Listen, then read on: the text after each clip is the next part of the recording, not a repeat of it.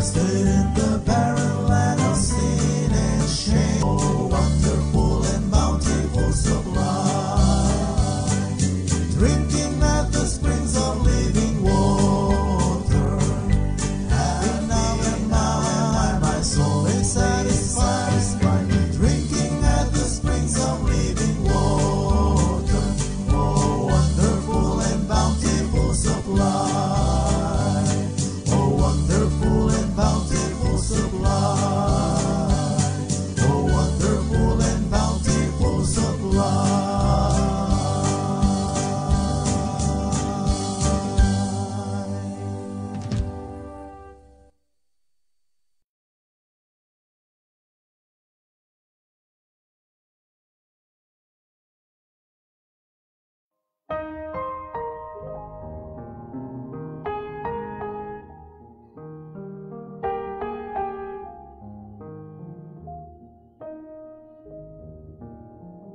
Amazing grace, how sweet the sound that saved a wretch like me. I once was lost, but now I'm found. Was blind, but now I see. A song of praise, a song of praise, that precious grace appeared. We are at first believe, my fears relieved. How many days will I be here to sing a praise from far away? I want to see there in your place a symphony for God my King. Oh Lord, you know I have a friend like you. If that is not my own, what will I do? The angels beckon me to heaven's open door. They feel at home in this world anymore. How many days will I be here to sing a praise from far away? I want to see there in your place a symphony for God my King. Only one night, so soon it will pass. Only was done for Christ will last. Only one chance to do His will. So give to Jesus all of your days. Lord, lift me up and let me stand by faith on heaven's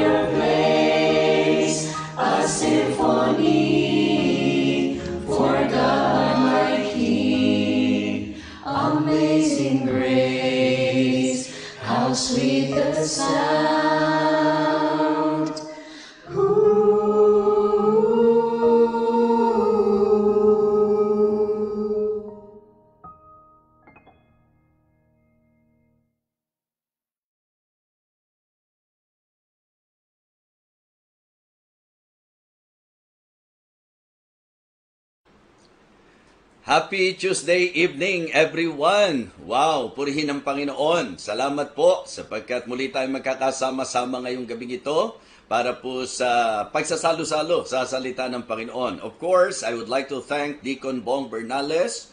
As always, nandiriyan po siya to support and to back us up.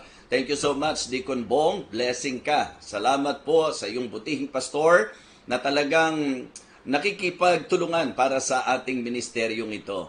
Salamat. At ganun din po, nagpapasalamat tayo sa ating pong napakagandang opening number. Ang opening number po natin ay ang pamilya po ng Living Water Baptist Church. Talaga namang ako po'y nasurpresa nung Sunday. Medyo nasurpresa po ako sapagkat kung paano po yung effort na ginawa po nila para maging posible po yan po ay malaking pagpapala po sa akin. Kaya thank you so much sa lahat ng bumubuo ng Living Water Baptist Church. Here and abroad. Sa lahat ng mga churches po natin, ako po ay talagang nagpupuri sa Panginoon dahil po sa inyong pag-ibig sa Kanya at sa Kanyang gawain. Siyempre po, yung mga pastor natin, may shout out nga natin. Pastor Nelson Cadena ng Paris, Pastor Chris Balino ng London, Pastor Genesis Permalo ng Italy.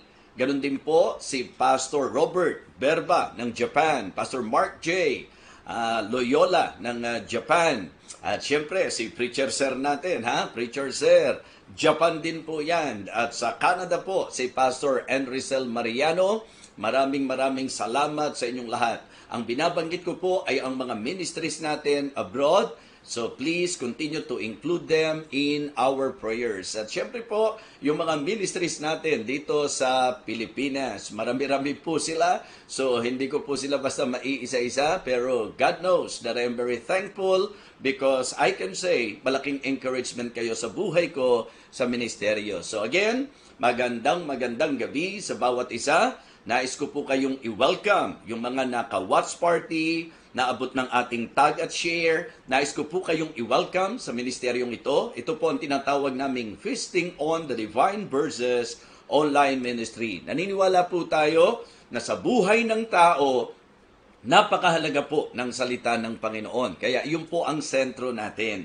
Sa mga first time na nakakasama po natin or sa mga bago na nakakasama po natin, we would just like you to know na ang sentro po namin sa Feasting on the Divine Verses ay ang salita po ng ating Panginoon Diyos. So, yan po ang nais nating iparating sa lahat.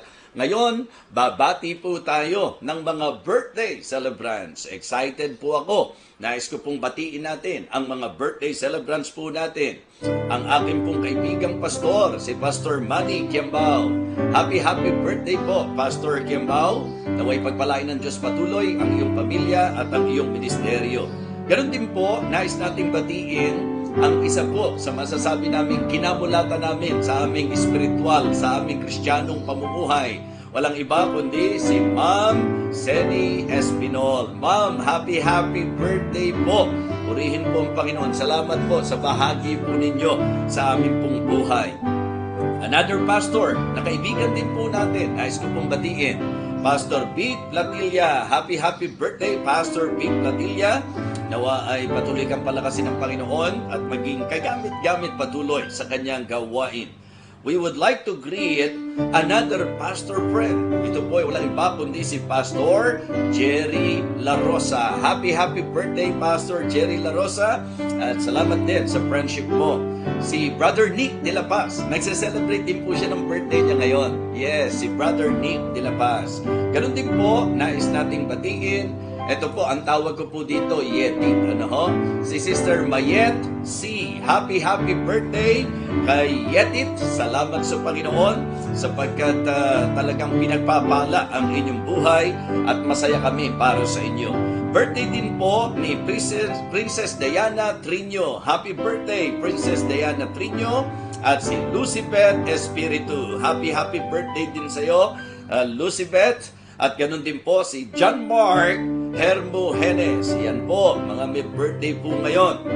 At syempre po, batiin din natin si Wilma Pranilla. Happy birthday kay Wilma Pranilla. Now, Itong huling babatiin ko po, siyempre pa, ito po yung talagang super love ng inyong lingkod. Ngayon po, exactly today, my only daughter, ang aming pong kaisa-isang anak, ay nagse-celebrate po ng kanyang 18th birthday. Happy birthday, Sophia Maris de Vega. Yan po ang aking pong mahal na anak.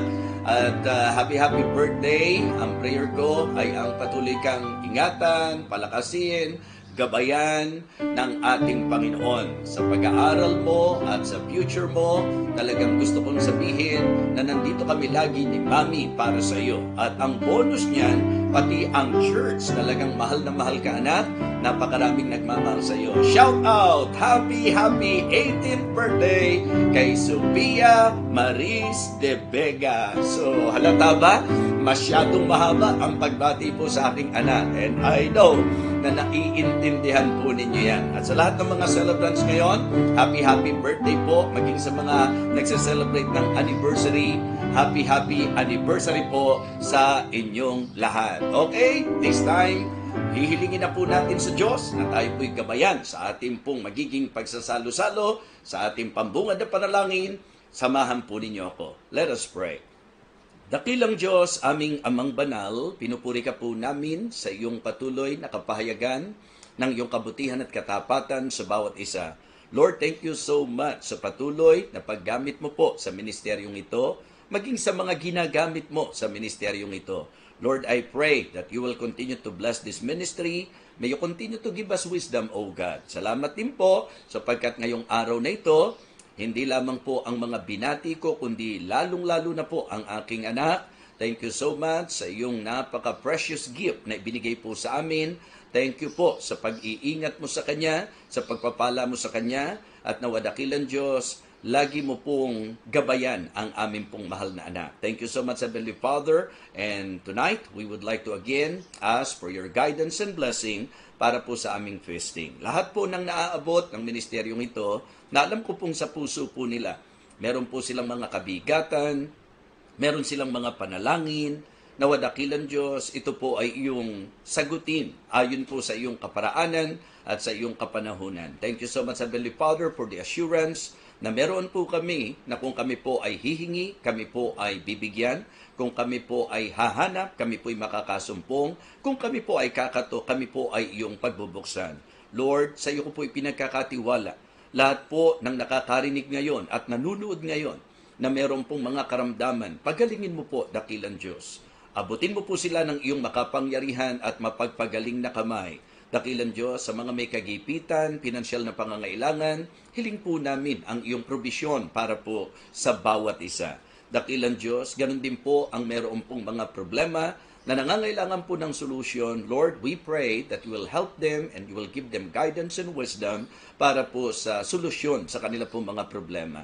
Dakilang Diyos, hiling ko po na kung anuman ang mga unspoken and specific prayer requests ng bawat isa sa amin na nakakapanood ngayon, abutin mo po sila ayon sa kanila pong mga pangangailangan. Thank you so much, Heavenly Father, and may you again bless us through this message, O God. We praise you for everything. In Christ's most precious name, Amen. Amen. Okay, so purihin po ang Panginoon. So tayo po ngayon ay makikinig ng special number.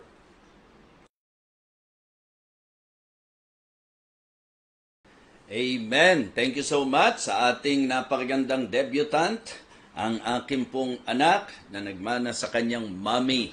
By the way, pagka po birthday ni Sophia, nagse-celebrate din po ng wedding anniversary si Pastor Orson at si Teacher Tessie. Kaya unawain po ninyo, nais din nating batiin si Pastor Orson Prieto at si Teacher Tessie. Happy wedding anniversary sa inyo. Malaking tulong po sa ministeryo ang mag-asawang ito. Si Teacher Tessie, nasa bahay lang po yan, pero siya po ay very useful sa ministeryo ng Panginoon, particularly po sa inyo pong pastor. Kaya thankful po ako sa couple na ito. Ayan.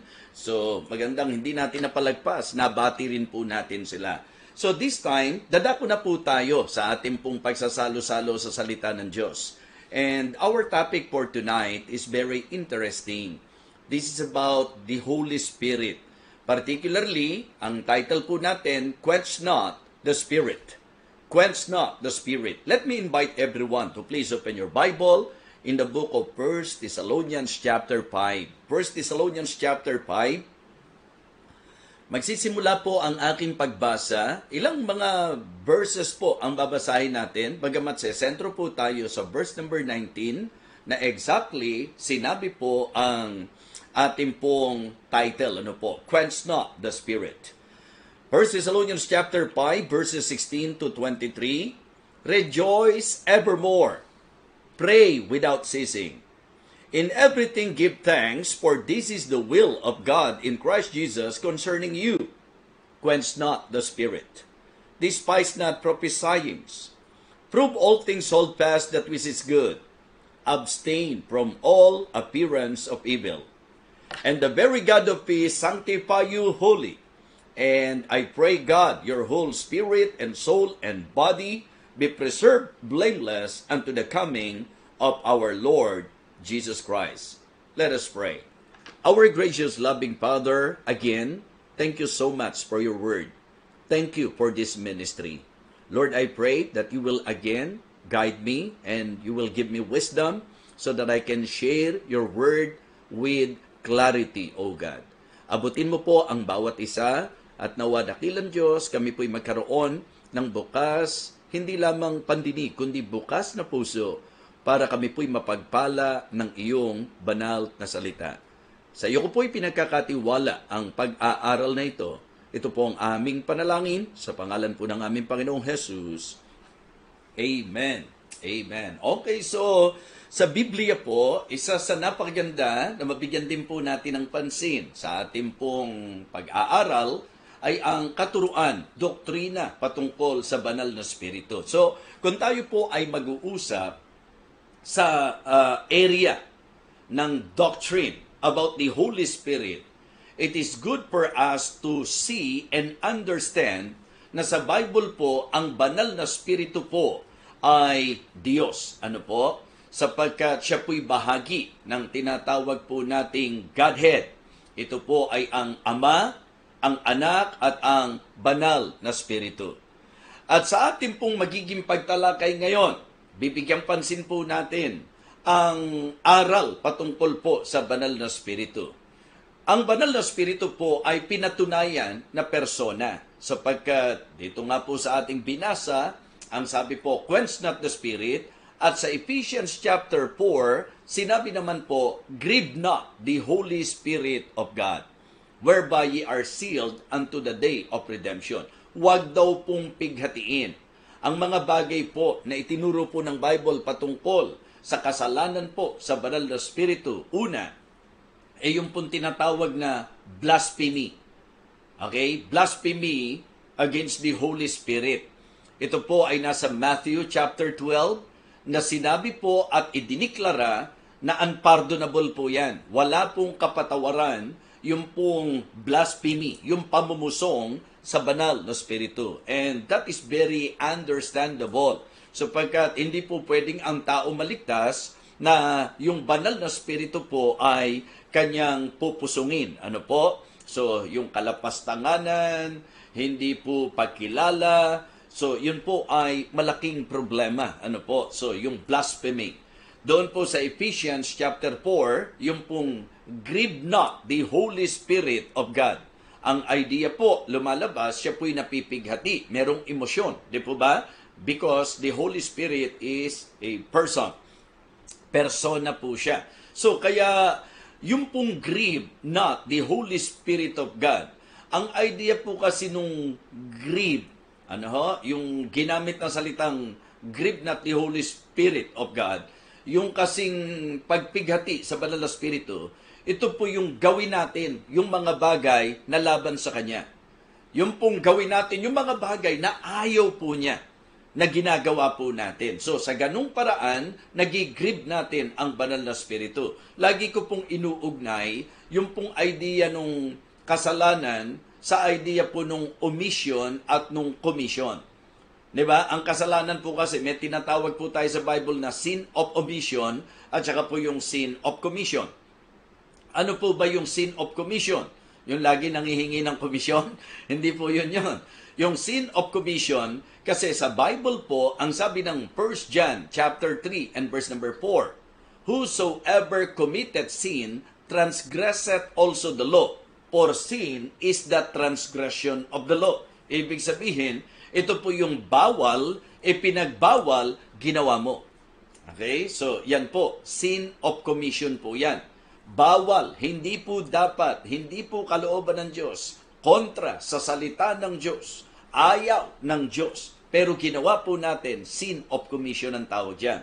At syempre po, kung ayaw niya, tas ginagawa po natin, nagigrieve ang Banal na Espiritu. Yung isa po, yung sin of omission. Ito naman po yung niliwanag sa atin ng James 4:17. And to him that knoweth to do good, and doeth it not. Diba? Ang sabi po, sa kanya, and to him that knoweth to do good, and doeth it not, to him it is sin. So yung sin of omission, ito naman yung dapat gawin. Diba? Pagka nakakarinig po tayo ng mga medyo matuwid sa sarili, wala naman akong ginagawang masama. Well, yun po yung isang bahagi. Wala kang ginagawang masama. Ang ibig sabihin, sa pananaw mo, wala namang ipinagbawal na nilabag mo. Okay? Pero, alam niyo po, sa isang panig, hindi po dapat doon sa idea ng wala kang ginagawang masama. Dapat, ginagawa po natin kung ano po yung mabuti. So, yung pong sin of omission, alam mong tama, alam mong dapat, alam mong mabuti, hindi mo ginagawa. Sin of omission po yan. At dito ko po ipinapasok yung idea po na nakuquench ang Banal na Espiritu. Kasi, ang idea po mga minamahal, ayon sa sinasabi po ng Biblia, do not quench. Ano po? Quench not the Holy Spirit. Actually po, yung salitang quench, pag tinignan nyo po yung idea, no? Parang lumalabas po, it is a general command. But actually, syempre, wala tayong may expect sa mga unbeliever. Diba? Pagka ikaw ay mananampalataya, gusto kong sabihin na yung salitang quench, ito po ay nangangahulugan to extinguish. Diba? It means to stifle, to retard. O sa simpleng translation po, ito nga yung salitang quench, na ang idea po mga kapatid ay yung putting out a fire. Ibig sabihin yung patayin po ang ningas.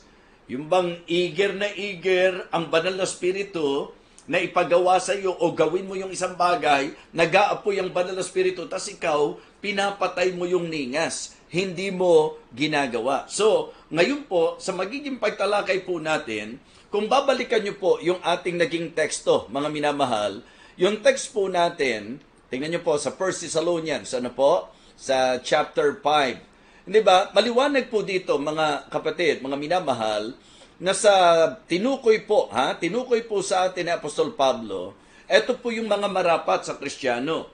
Dapat laging nagagala. Di ba? Rejoice evermore. Dapat laging nananalangin.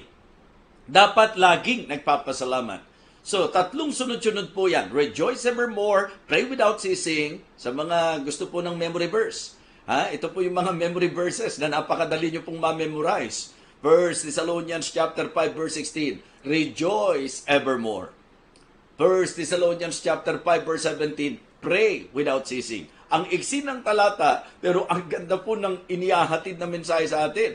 Ang Kristiyano po dapat laging masaya, laging nagagala. Ang Kristiyano daw po, mga minamahal, dapat laging nananalangin. Okay? Laging nagagalak, laging nananalangin. Sa verse number 18, laging nagpapasalamat. Di ba? So, laging nagpapasalamat. Ang sabi po, in everything give thanks, for this is the will of God in Christ Jesus concerning you. So, yun po ang mabubuting bagay. Di ba? Pinaliwanag ko po sa inyo. Yung grieve not the Spirit, grieve not the Holy Spirit, ang idea po, yung mga bawal, pero ginagawa mo. Yung hindi dapat gawin, ginagawa mo. Pero yung idea po nung quench not the Spirit, yung pong wag patayin ang ningas ng Banal na Espiritu, ito po yung dapat gawin mo. Ito po yung dapat kong gawin, dapat mong gawin. Lalo na po tayo na nagsasabi pong tayo mga mananampalataya. Ano po ang dapat natin gawin? Laging manggalak. Diba? Remember, Philippians 4:4, rejoice in the Lord always, and again, I say, rejoice. So dito po ang sabi, rejoice evermore. Yan ang kalooban ng Diyos, Kristiyano. Ang nais ng Panginoon, lagi tayong magalak. Ang nais ng Espiritu, lagi tayong magalak. Ikalawa po, laging manalangin. Pray without ceasing. Even the Lord Jesus Christ, yan po ang sinabi niya sa kanyang mga disciple, Luke chapter 18, verse number 1, that men ought always to pray and not to faint. So, laging mga galak, di ba? Laging nagagalak, laging nananalangin, at dapat, verse 18, laging nagpapasalamat. So, yan ang eagerness. Yan po ang ningas ng Banal na Espiritu for us to be always rejoicing and to always pray and to rejoice in the Lord, di po ba? And to always give thanks unto God. Yan po. And then, isinunod po sa verse number 19, quench not the spirit. Quench not the spirit. Despise not prophesying. Prove all things, hold fast that which is good. Tingnan niyo po yung line up na yan. Yan po yung mga dapat. Yan po yung mga gusto ng Banal na Espiritu. Pag hindi natin ginagawa po yan, nagkakasala po tayo. At ito po yung quenching the spirit. So kaya ang title natin, Quench Not the Spirit.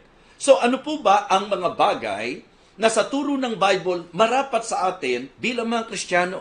Ano po ba yung buhay na dapat sa mga tunay na mananampalataya? Una, ang buhay na marapat sa atin para hindi ma-quench ang Banal na Espiritu ay ang buhay na puspos ng Banal na Espiritu. A life filled with the Spirit. Yan po ang sinabi po ng Bible, mga kapatid. Ang sabi po ng Banal na Kasulatan sa sa Ephesians chapter 5. Sa pagkakatanda ko po, Ephesians chapter 5 and verse number 18. Ang sabi po, and be not drunk with wine wherein is excess, but be filled with the Spirit. And then sa mga susunod na talata, speaking to yourselves in psalms and hymns and spiritual songs, singing and making melody in your heart to the Lord, giving thanks always unto God for all things. Makikita nyo po na very consistent, di po ba? Very consistent. Pagka ang isang tao po ay nagsabing mananampalataya, siya po ay pinananahanan ng Banal na Espiritu, pero dapat maintindihan po natin yung pong pananahan ng Banal na Espiritu at yung kapuspusan ng Banal na Espiritu magkaugnay pero hindi po pareho. Yung pong pananahan ng Banal na Espiritu ay mangyayari sa panahon na tayo po ay nanampalataya.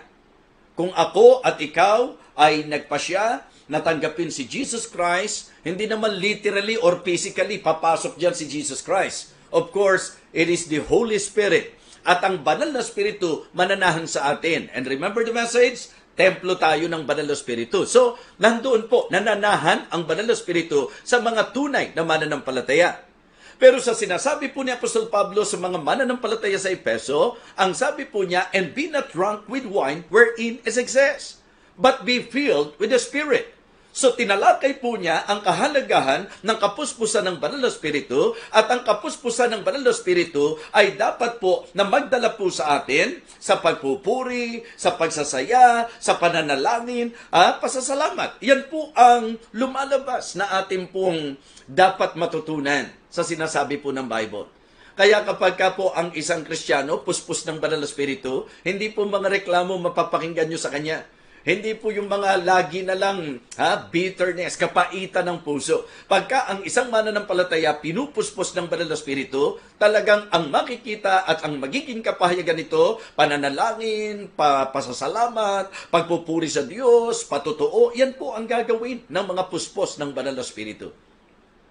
And the will of God for us believers, ano po? Ang dapat daw po, mapuspos tayo ng Banal na Espiritu. So para hindi ma-quench ang Banal na Espiritu, kinakailangan po natin yung buhay na puspos ng Banal na Espiritu. Pagka sinabi nating puspos, ibig sabihin po, nangingibabaw ang Banal na Espiritu sa buhay natin. Mas dominante ang Espiritu sa buhay po natin. Kasi alam niyo naman ang labanan, di po ba? Pagka pinag-usapan ng Kristiyano, naglalabanan po yung flesh at yung spirit. So sa spirituality po, Sa kapuspusan ng banal na Espiritu, kumbaga, ang idea po nung be filled with the Spirit, yung maging nasa control po tayo ng banal na Espiritu. Kaya kapag ka ang isang Kristiyano po, control ng banal na Espiritu, naku, hindi nyo na po kailangan piliting umattend yan, hindi nyo na po kailangan piliting umawit yan. Diba? Sa mga churches, minsan, yun ang problema. Yung song leader, parang siyang mag-isa lang ang umaawit. So maganda po na sa mga churches, umaattend po tayo na may kapuspusan ng banal na Espiritu at ang manifestation po nito, we will sing together, we will praise God together, we will testify about the goodness of God, and then magiging mapagpasalamat po tayo. Kaya kapag ka po tayo mag-o-observe sa sarili po natin, ikaw mismo, masasalamin mo ang sarili mo kung talagang puspos po tayo ng banal na Espiritu. Kasi may mga pagkakataon po, nagpe-pray sa church. Ikaw, anong ginagawa mo?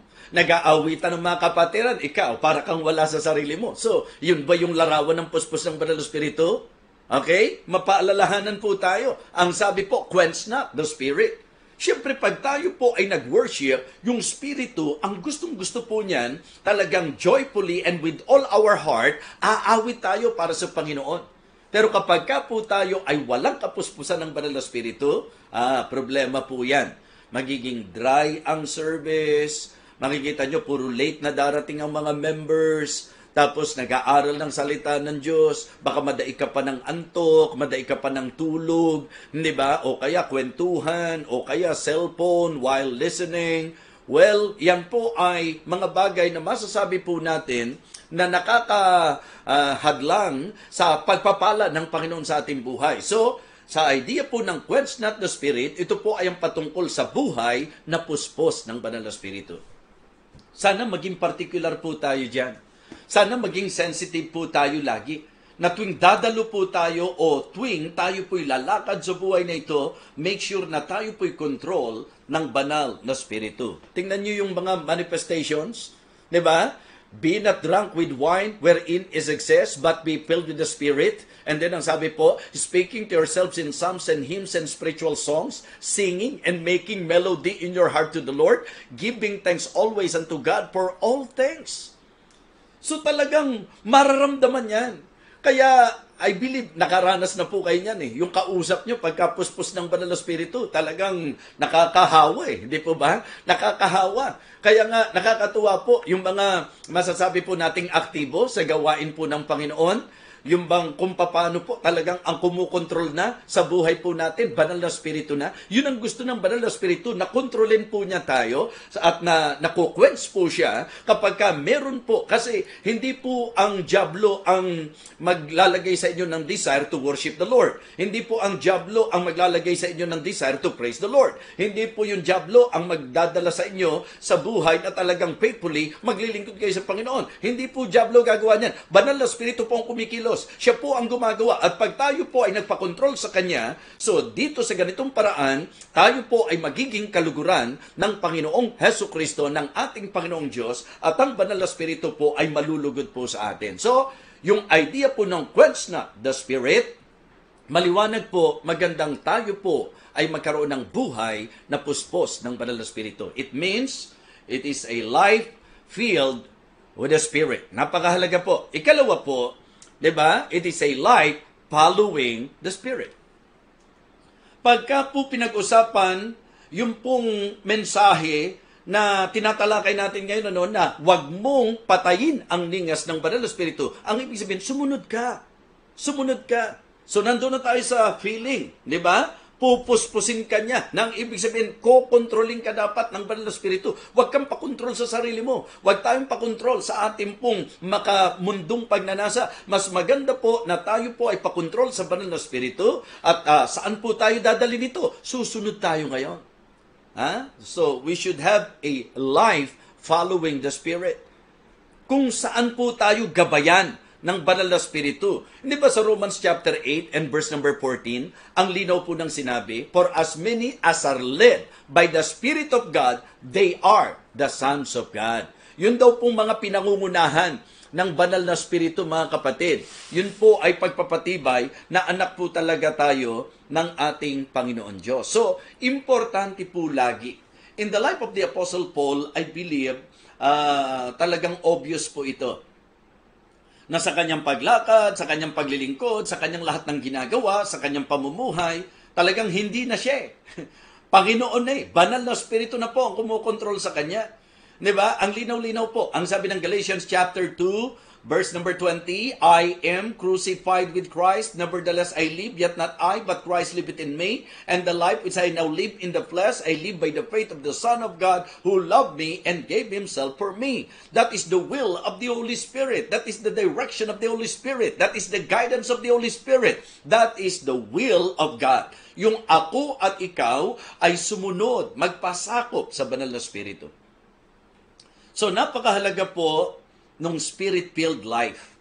Napakahalaga po nung submissive life, di po ba? A life following the Spirit. Una, a life filled with the Spirit.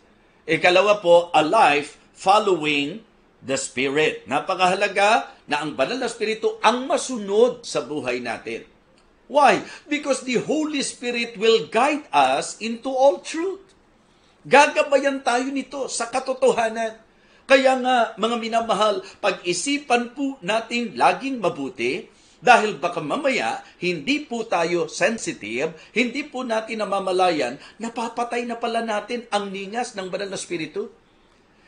Hindi po gusto ng banal na Espiritu na may gawain, pinababayaan mo ito. Ang gusto ng banal na Espiritu, aktibo ka. Ang gusto ng banal na Espiritu, talagang faithful ka. Ang gusto ng banal na Espiritu, surrendered ka. Ang gusto ng banal na Espiritu, submissive ka. Ang gusto ng banal na Espiritu, purihin mo ang Diyos. Ang gusto ng banal na Espiritu, makibahagi ka sa gawain. Ang gusto ng banal na Espiritu, lumakad ka sa katuwiran. Ang gusto ng banal na Espiritu, lumakad ka sa kabanalan. So yun po ang dapat kumukontrol sa atin at ito ang dapat sinusunod natin. Pag hindi po natin ginawa yan, na imbis na nag-worship, hindi ka nag-worship, bukod sa nalabag mo na ang utos ng Diyos, napatay mo pa ang ningas ng banal na Espiritu. Kaya mga kapatid, kung i-apply po natin ito, especially sa ating mga churches, titiyakin ko po sa inyo, masaya ang magiging pag-aawitan. Masarap ang takbo ng gawain. Maligaya po ang bawat isa. Talagang mangyayari po sa buhay natin. Yung laging sinasabi po ni Pastor Rodel Tumulak, ligaya ng buhay. Di ba? Yan po ang tiyak ng mangyayari po sa atin.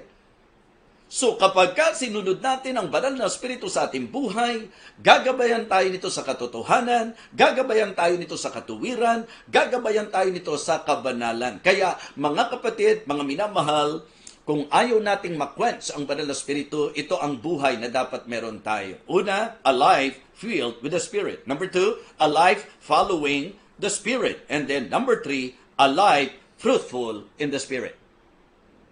Yung buhay na mabunga sa banal na Espiritu. Yung bang pagka sinabi nating fruitful, okay, in the Spirit. Kasi sa Biblia po, meron pong maliwanag na pagtuturo na ginawa si Apostol Pablo po doon. Ang sabi po niya sa Galatians chapter 5, ang sabi po niya sa verse number 22, but the fruit of the Spirit is love, joy, peace, long-suffering. Tingnan niyo po yung mga line-up na yun. Yun yung dapat makita. Yun yung dapat hayag sa buhay po natin. So, dapat ang bawat Kristiano'y maging mabunga sa banal na Espiritu, mga kapatid. Lahat ito magkakaugnay. Pag ikaw ay puspos ng banal na Espiritu, magpapasakop ka, susunod ka sa banal na Espiritu, at magiging mabunga ka. Diba? Napakaganda po ng mga binanggit po doon po sa Galatians chapter 5. Kaya gusto ko tingnan din po natin ito. Galatians chapter 5. Maganda yung verse number 22.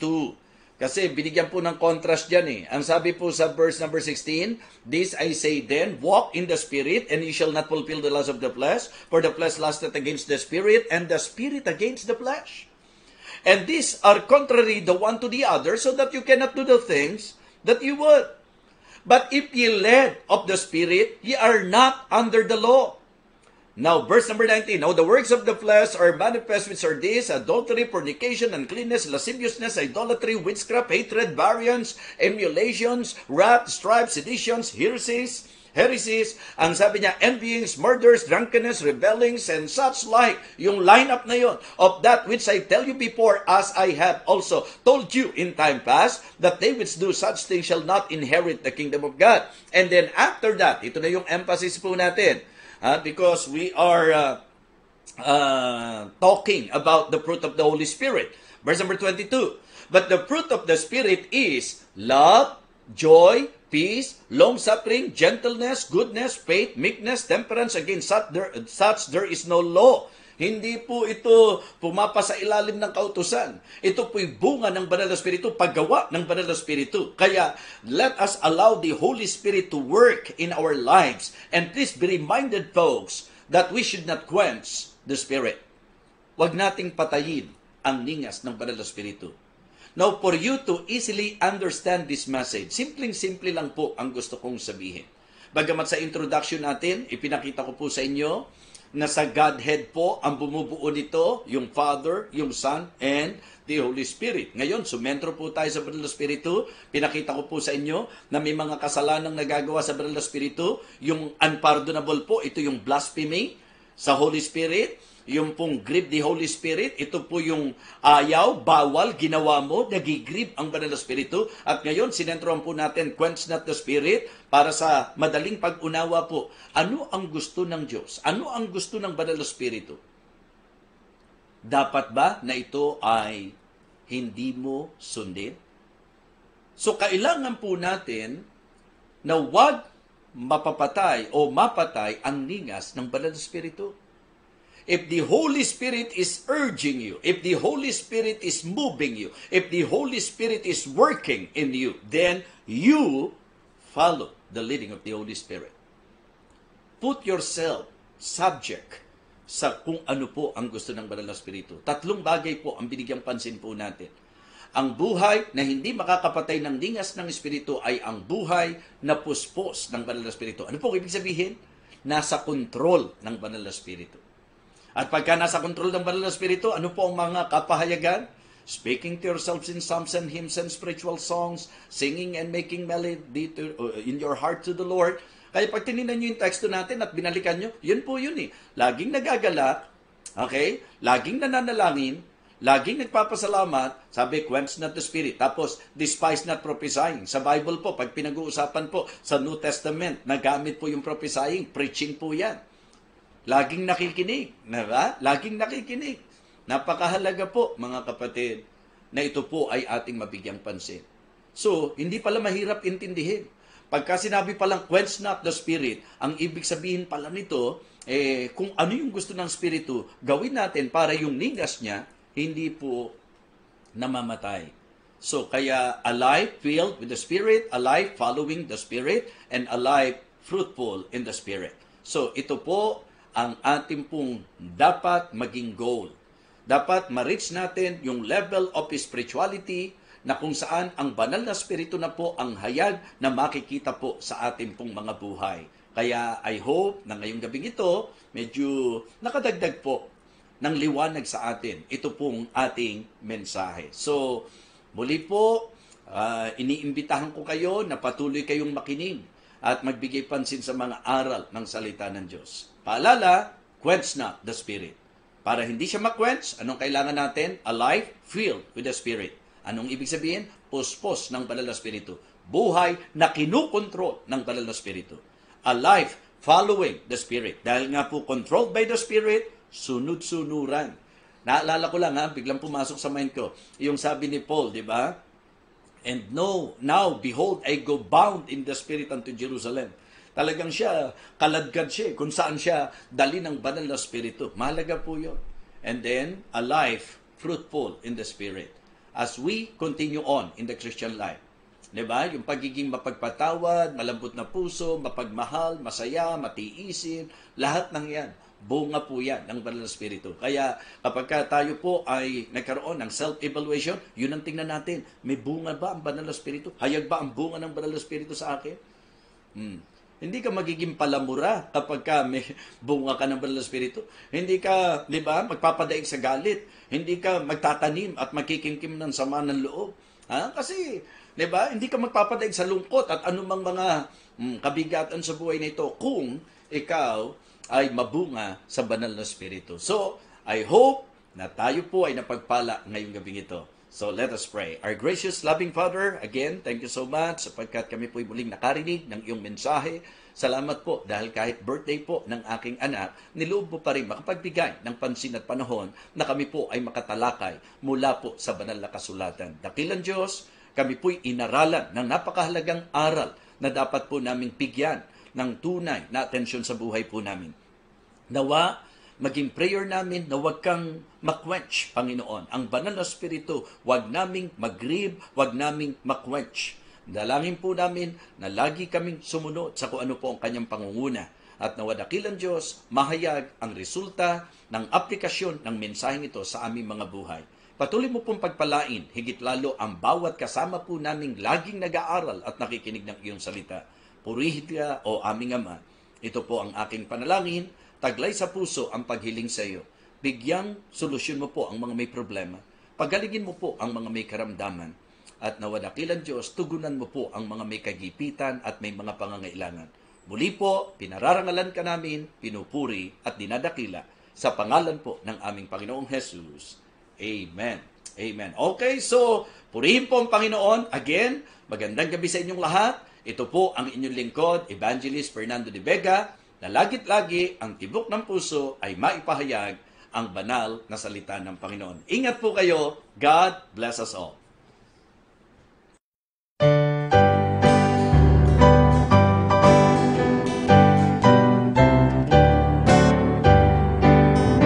I heard an old story, how a Savior came from glory, how He gave His life on Calvary to save a wretch like me.